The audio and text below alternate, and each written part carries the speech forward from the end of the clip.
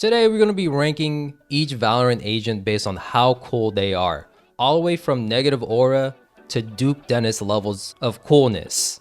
It's like, nah, I'm just joking, that's too much glaze. The goal with this aura tier list is not to burn down the kitchen like I have with other tier lists. Again, this is just my opinion and not facts. I would also like to hear y'all's opinions too.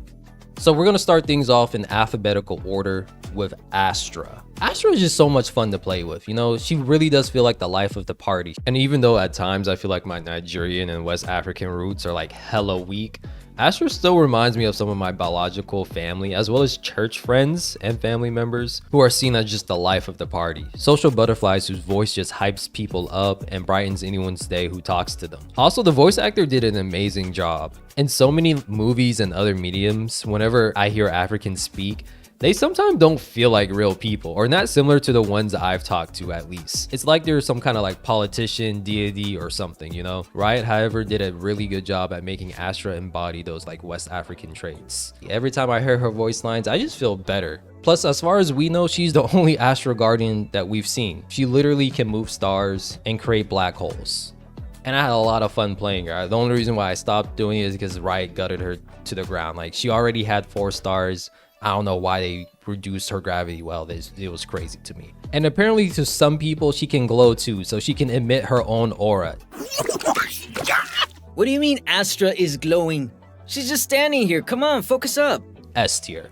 Here we have Breach. He definitely sounds like he knows how to have a good time. He's loud, energetic, and likes to cause a lot of mayhem with Raze. He is a criminal though. And not only a criminal, but a stupid one too. The man had an opportunity at a second chance at life, and he was like, nah, I'm gonna commit more crimes, which is a crazy thing to do. So like, I don't know. I feel like I gotta knock him a little bit for that. However, his ultimate voice line is pretty cool. Off your feet, let's go! As well as the fact that he can change landscapes. Plus he can play the drums. So we forgive him a little bit. I think B tier is fair. For Brimstone, we have to remember, he's the leader of the protocol. For most members on the team, they only move if he says so. Plus, the dude is built. He's supposed to be in his like 40s or 50s, and he still looks like he can play in the NFL. He's also the only person who can rival Astra's thickness.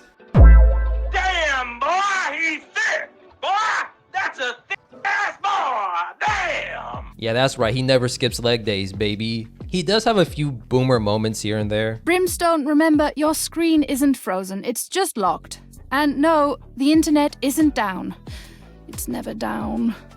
However, he looks pretty cool playing the bass. Brimstone is definitely S tier. But first, I would deeply appreciate it if you considered liking and subscribing to this channel, as well as be a member in the future. I have these subscriber milestone goals. At 1K, we'll do a Q&A plus a deep dive video on one specific agent that you guys vote on. At 5,000 subscribers, I'll do a live stream power scaling video with the community, and then put out a separate video based on what you guys vote on, as well as my own opinions too. At 10,000 subscribers, I'll do a full-on video detailing everything that I can find in Valorant's lore, which will most likely be over 2 hours. Thank you for your time. Please consider subscribing, and let's get back on track with this topic. When it comes to Chamber, the man has confidence for days. I know, elephant in the room, he gets rejected by Viper a lot. Viper, don't pretend you're not happy to see me. You're smiling on the inside, I know it. And Viper, how are you? Sorry everyone, I have again left her speechless. Viper, you must let me take you out sometime. Dinner, dancing, I know the perfect place. Chamber, I would rather drink my own poison. At least that's what it looks like, but you have to remember, that's Viper just being Viper. She's cold with everyone. But even the cold-blooded reptilian has to admit that Chamber has moves. She even goes as far as calling him charming.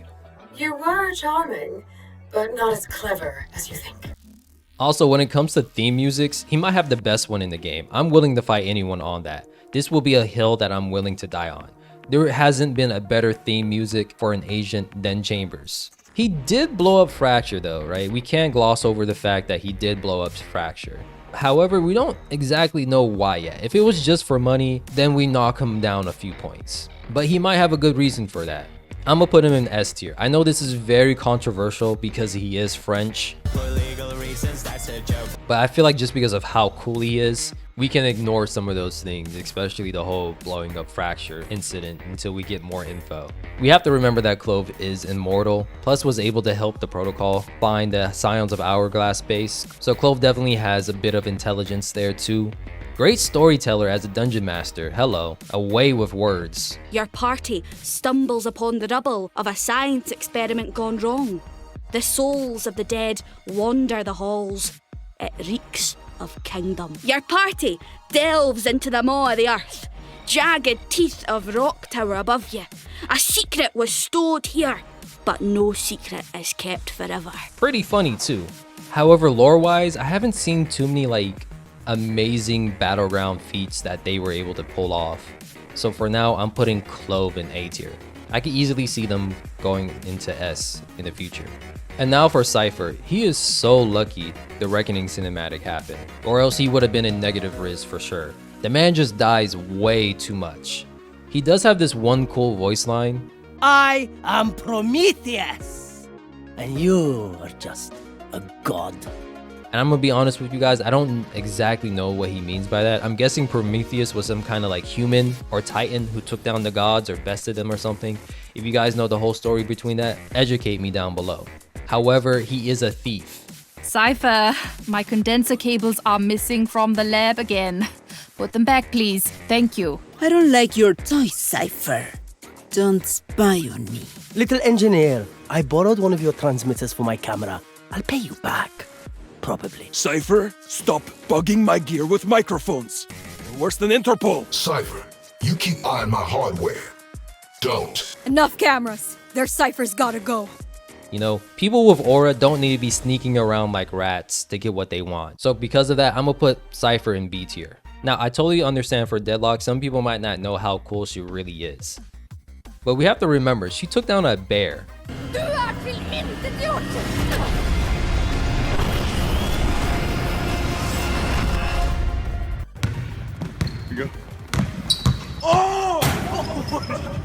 Bears who are considered apex predators. Plus this bear was supercharged with some compound V/Radianite tomfoolery, so it was not your average bear. Plus she's also a boss too. She hunts, she creates her own stuff, and was even able to convince Brimstone and a lot of other people in the protocol to stop the nonsense that was going on in Kingdom West. As a new person, she was able to influence others. That's aura. Plus I really like some of her voice lines. Here again we face our death. And again we will defy it. Ayuten couldn't kill me. What chance did they have? I told you I would not die today. I have seen death, and I am not impressed. I'm gonna put her in S tier. I know I might be a little bit biased since Deadlock was one of the first videos I did, and I just really loved her story of continuing the fight to carry on the loved ones that she left behind at the Project Landfall facility. And I just want to say, if you've been enjoying this video, feel free to like and subscribe to the channel, as well as consider being a member if you want to see more. Thanks again for viewing. Let's get right back into this topic. Fade does seem pretty cool at times. She almost took down the whole protocol, keyword on almost, because KO was able to outbest her. And like Ricky Bobby says, you ain't first, you're last. Because at the end of the day, I almost hit Diamond 1. Does that mean I have Diamond 1 skill? Nope. And I do want to mention that blackmailing people isn't cool, right? No one with aura has to stoop so low as to threaten secrets from people to get things done. That's borderline negative aura, but maybe we put her in C instead just because, you know, she gets the golf buff. I would have probably put her higher, but I don't think she has any memorable in-game voice lines either, so I think C is a fair spot for her. Gekko's a little bit tricky. I think we'll put him in S tier when he's with his pets or Radivore pals, and B tier when he's without them. I mean, come on guys, he bricked the shot in his own cinematic. However, I do have to mention he knows how to skate, which is pretty cool too. We just gotta make sure that he stays away from a backspot court if we want to conserve his aura. He also seems like he's the life of the party. I do want to mention though, it feels like he's just too nice. When I'm going through his voice lines, I'm just getting the vibes that he's too damn nice. Even when he ults, he's telling people, hey, get out the way so I don't hit you. I think S tier with his pets and B tier without them is pretty fair. When it comes to Harbor, I think it was hinted that the bracelet chose him, So that's just giving me like main character energies right there. He also gives off like dad vibes. He just be randomly saying stuff. What is a Red Seal ship from the Tokugawa era doing way up here? Zabardast. However, I can't really think of any memorable voice lines from Harbor. To be fair though, I don't play a lot of Harbor, nor do I have a lot of teammates who play Harbor, so it could just be the fact that I haven't had an opportunity to hear enough of his voice lines to judge them, so I think A tier is fair for Harbor. Now for ISO. I'm gonna keep it a buck. If you're a fan of ISO, you know everything about him, his lore, it's best that you just skip this section or you click off now. And I'm gonna give you a little bit of time to do so, you know, if you don't want to get your feelings hurt, right? And don't get me wrong, I like ISO. He reminds me a lot of myself, which is why I have to put him in negative aura. It's mainly because I'm disappointed in how his character is turning out, right? When we first saw him in the cinematics, I had high expectations for the guy.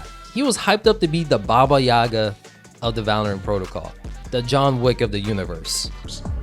So easily spooked by a bedtime story. You mean the rumors of assassins targeting us? One assassin. He kills everyone connected to this research. That's not possible. Myth-making at its worst. One hired gun responsible for dismantling entire operations. It's pure fantasy. That's because he's bulletproof.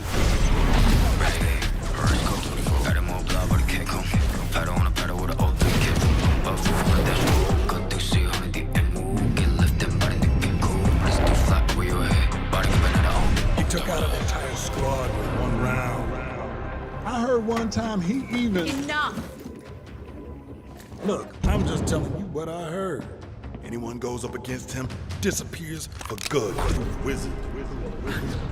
Magic ain't real. You know why they call him the Dead Lilac, right? It's the purple flash you see before you die. However, what does he do in his first team up with the protocol? Absolutely nothing. Dude was basically Tyrese Halliburton out there, minus the fact that he isn't chilling in the Alps where it's snowing. If you know, then you know. I do have to mention he has some cool moments in the Abyss cinematic. Just some. However, when it comes to voice lines, I was expecting like cool assassin level one-liners like these. So I guess you have a choice. You want a war? Or do you want to just give me a gun? Speak to me or speak to God. It's your choice. The odds were stacked against me. I won anyway. Because I win. I don't get lucky. I make my own luck. Tell them. Tell them all. Whoever comes, whoever it is, I'll kill them. I'll kill them all. Instead, we get this. ISO, what advice would your grandmother have for you today? Give us something good. Study hard. Become a doctor. Don't get me wrong, doctors are cool. We need more doctors on the planet. Some of my cousins are doctors. They're really great people. I just don't need my assassin saying that. That's all. I'm just really disappointed that ISO isn't cooler in the lore. But that can change in the future. We could do this again next year. Hopefully things change. And again, this is just my opinion. You're more than free to put ISO higher up on the list if you feel so. Just explain why. Here we have Jett. You can make a strong case that Jett is the face of the game. Her Omega version bested Phoenix. She has a lot of famous voice lines. In fact, when it comes to voice chats, I hear people repeat this one often. Woohoo! Ba-bum, ba-bum. However, there's one that I despise with a passion, and it's this one. Snack time! Sorry, only brought enough for me. Why do you gotta be that person? You know, I get it. Duelists are supposed to be selfish, but rubbing it into people's face, your whole teammates, is a different type of low. I feel like this is only a reality because of this voice line from ISO. I didn't bring a snack. Did anyone bring a snack? So I can only imagine ISO asking for snacks and Jett eating a whole Snickers in front of him. Negative aura. Okay. Maybe that's a little bit too far. We'll put her at the top of A tier. She's fell from grace because of that one voice line. When it comes to KO, we have to remember that he's a futuristic robot built to kick butt and save his own timeline from losing the Radiant Wars. And we already discussed this with Fade. He was a key factor into them beating Fade, right? Bird's eye, this is Breach. How's the view? Bird's eye to ground. The vulture owns the sky. What's your status? It's another quiet night in Istanbul. Bird's eye to chamber. Do you have any visual? Merde. Negative. Adjusting angle. Sova, come in. On your right! I can't move. Get it off me. Another one incoming. Chambers loaded. Call out my targets. Breach is 8 o'clock. 10 meters. Direct hit. Oh, helvete. Fall back. Fall back. Moving up to reinforce. Covering. Chamber, it's on you. Move. Get out of there. Wait. Setting vulture to auto. I'm going in. KO negative. You're too high.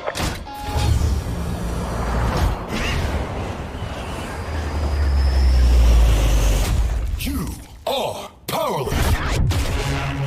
Freeze. Hands in the air. Don't move. Get them up. Now. Target secured. He's down. We got her. Hold on. She was alone? She's a Radiant. My scanner's picking up chatter. Police incoming. Something about this feels off. Of course it does. We didn't find the target. She brought us here. You think it was a trap? Hey, we have to move. Order stand. Everyone rendezvous at the LZ. We're taking her back to base for interrogation. Move out. And I like a lot of his voice lines too. He just sounds cool. S tier. KJ plays League of Legends, negative aura. However, for Neon, we have side nah, I'm just joking. I think KJ in C is fair. I can't really think of too many like cinematic lore feats that she's pulled off. She is a genius, so that's why we're not putting her in negative aura. I mean, like, she also helped build certain people's tech as well. I think C is fair. I just don't know too many like times in the cinematic KJ has looked cool. Plus, I don't remember too many like iconic KJ voice lines either that just screams aura, you know? So I think C is fair. Again, C isn't bad. C means you have like a little bit of aura here and there.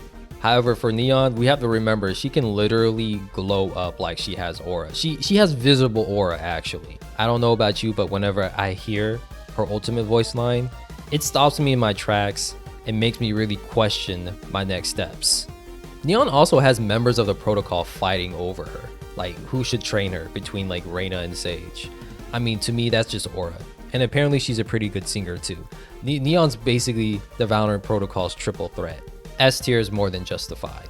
Now recently with Omen, he's been getting a lot of love from the lore team as well as the art guys, but even before the Reckoning cinematic even took place, the dude had an aura, you know? He had one of the coolest agent designs, as well as the fact that his voice is just awesome.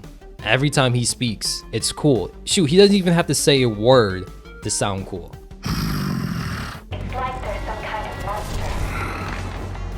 And after the Reckoning cinematic, we found out that he was in fact the John Wick of this universe. Omen, the Scion spoke of you often. Is it true you once killed a man with a tree branch? Anything can be made a weapon. But I am sorry, I don't recall. The man has moves, he's nice, he could take out a whole army by himself. And if you couldn't guess by all this glazing that I'm doing for Omen, he's definitely S tier. Now we have Phoenix, who at one point in time felt like the face of Valorant's lore, and rightly so. The man has style, he knows how to flirt and be witty. Don't mess up that pretty face, Phoenix. Hey Phoenix, if you die, I call dibs on your jacket. Oh, don't be like that. You know you'd also want my shoes. However, I do want to point out the fact that there's been 3 spike explosions that we've seen in Valorant cinematic, at least 3 that I can remember. And 2 of those have been involved with Phoenix. Even though he did help stop the one in Bind, his overall record is 1-2. That's not a good look, man. We gotta do better in that department. Your stat lines are horrible. However, he still does have pretty cool voice lines. This is one of my favorites. Easy, mate. There can only be one hero. This is the kind of stuff that I wish ISO could have said, you know? And one of his character flaws is the fact that he's a hothead. He rushes into danger first, thinks second.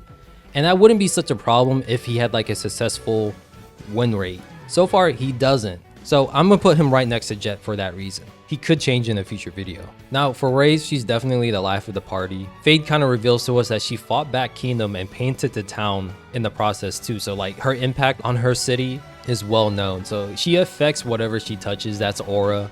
I love her voice lines too. I think A is fair. Next we have Reyna, and she's kind of similar to Neon in the sense that she can form her own aura. It is like purple aura, but her Empress form is definitely scary. There's been a number of times where I got in jump scares from her. Legit ones too. Multiple people in the protocol legitly call her Queen. She has one of the most unique laughs too that just notice, but in like a creepy but impactful way. Yes! Reyna also houses like a city filled with radiance for their protections, and we know that she could start an epic war whenever she wants to. Putting Reyna anywhere else but S tier would be a crime. She's definitely S tier in the terms of aura.